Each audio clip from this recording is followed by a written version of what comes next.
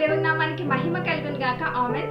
ఈ యొక్క రోజు దేవుడు నీకు ఇస్తున్నటువంటి వాగ్దానము ఏంటంటే యెషయా గ్రంథము 54వ అధ్యాయము 10వ వచనము, పర్వతములు తొలగిపోయినను మెట్టలు తత్తరిల్లను నా కృప నిన్ను విడిచిపోదు, సమాధాన విషయమైన నా నిబంధన తొలగిపోదు అని నీ అందు జాలిపడు యెహోవా సెలవించుచున్నాడు.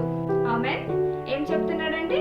ఆయన కృప అంట నీ మీద విస్తరించుచున్నదంట. ఆయన ఎన్నటికీ నిన్ను విడువని ఎడబాయని దేవుడై ఉంటున్నాడు. నీ సమస్యను చూసి ఈరోజు నువ్వు బాధపడే అవసరం లేదు.